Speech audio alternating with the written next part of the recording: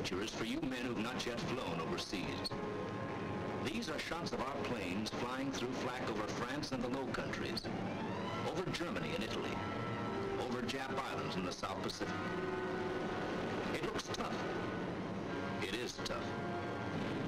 This is no attempt to minimize the danger of flak. The gunners are good, particularly the Germans. Their weapons and methods are good.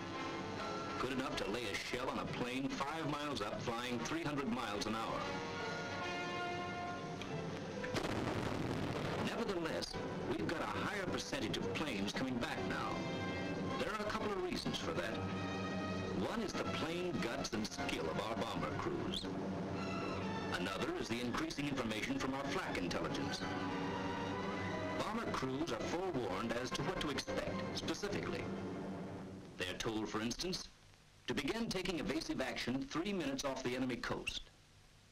It will consist of 20-degree changes in course, made at least every 30 seconds and held for at least 10 seconds. Here, you are to gain 1,000 feet in altitude. Arriving at your initial point, make a 90-degree change of course, lose 1,000 feet, and continue evasive action until you start your bombing run. Positive statements? The men in this room prefer it that way.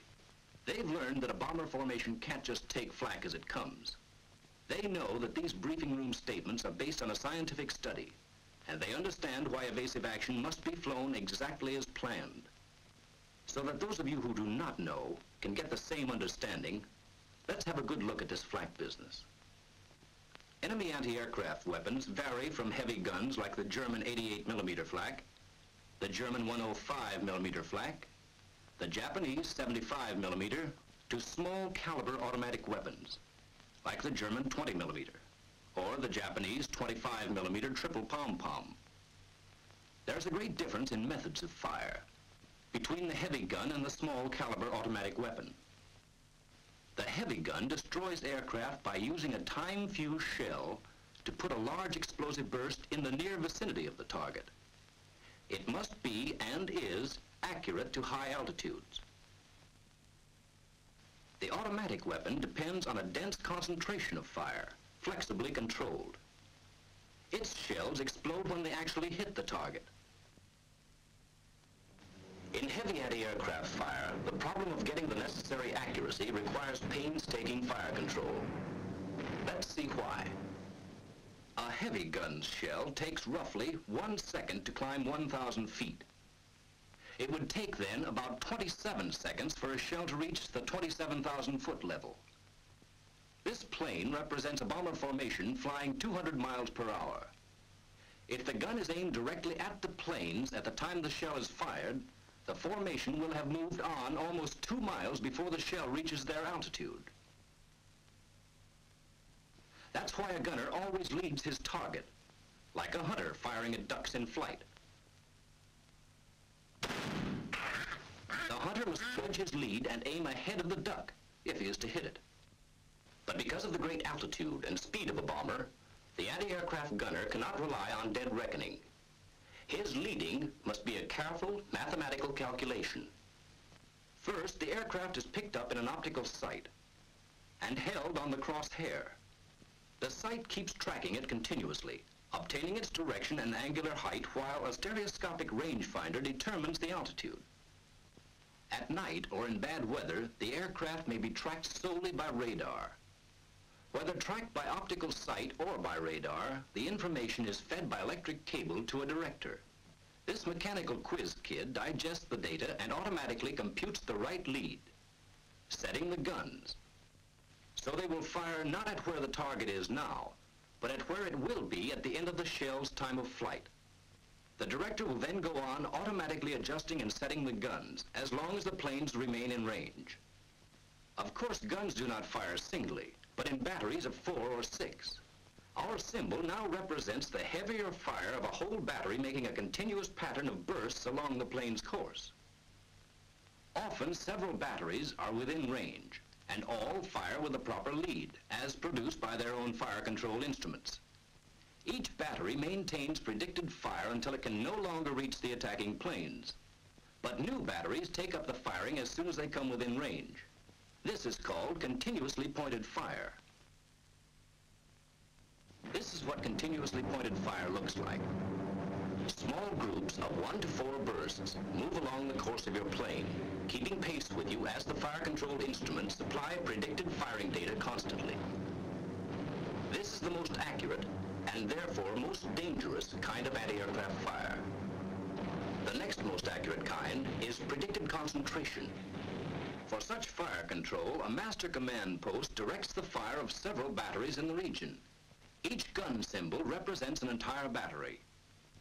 The target sighted, direction, angular height, and altitude readings are taken at several points along its course. Based on these readings, an actual prediction is made as to where the target will be in the sky a certain number of seconds later, and each battery is informed. Each adjusts its gun so that a concentrated fire will strike the point of prediction at the given time. While the first salvos are on the way, a new prediction is in the making.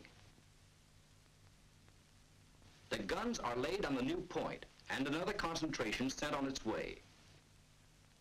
Bursts occur practically simultaneously. Not as accurate as continuously pointed fire, the predicted concentration has greater volume. From the aircraft, predicted concentrations appear as groups of 10 or more bursts at spaced intervals of approximately 60 seconds. In contrast to continuously pointed fire, there will be flak-free spaces between successive concentrations of bursts. In both these kinds of fire, the gunner is up against his greatest weakness, prediction.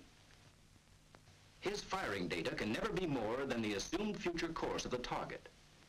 In continuously pointed fire, the gunner must get you in his sights and obtain your altitude. At least 5 seconds consumed here. Then the director must make its calculations and set the guns. Roughly another 5 seconds. Then the shell, climbing at approximately its 1,000 feet per second, chalks up 25 more. Continuing your present flight path for 35 seconds would place you right at the predicted point. But making a change after 25 seconds leaves the flak bursting on a course you're no longer flying. In addition, the gunner's next prediction must be refigured to fit your new course before he can fire again.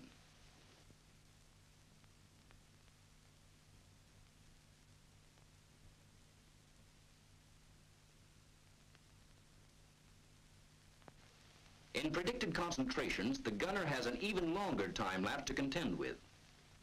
For plotting the target's course, 25 seconds. For making a prediction, 5 seconds.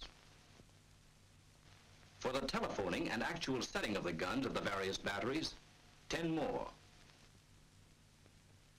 Adding 25 seconds for approximate time of flight gives us a total of 65 seconds. However, by flying planned evasive action, that is a point you'll never reach. You can see from this that if you knew when to make changes and what changes to make, you could continuously defeat the predictions. Well, that's what flak intelligence has figured out. As a rule of the thumb on when to make changes, you're given this. Never fly one flight path for a greater number of seconds than you are up thousands of feet.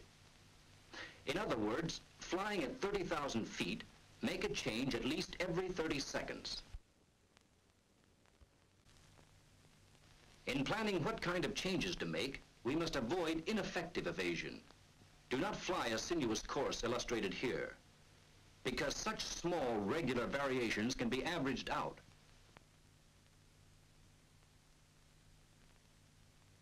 The same is true for small, regular changes in altitude.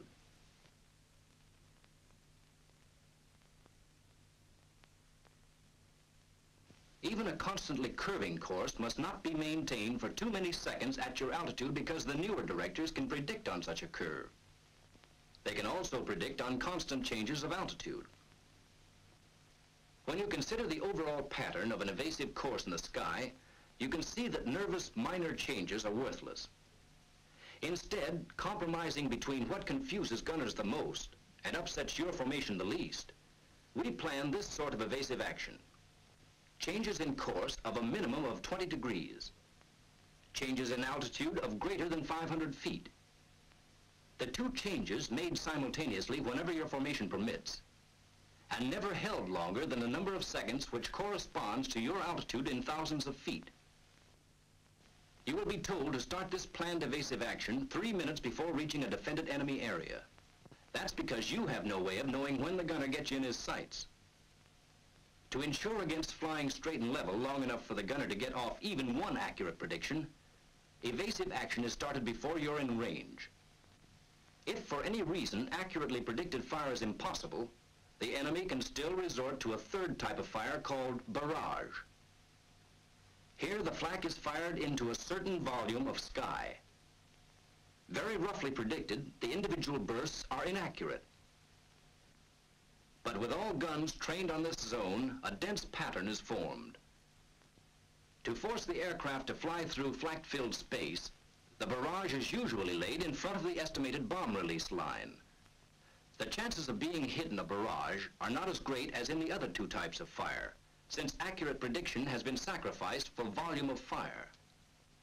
Evasive action will not carry the plane out of the barrage or affect its chances of being hit. The sooner the aircraft flies through, the better. Remember, the barrage hangs in one region of sky and is not predicted for any particular aircraft's course.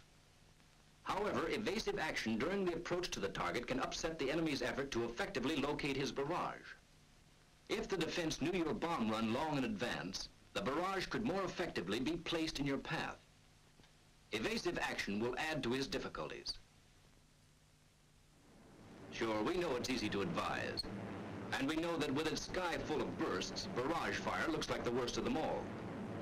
But remember first, that bursts you see already hanging in the sky are no longer dangerous. And second, that barrage fire is actually the least accurate of the three control methods.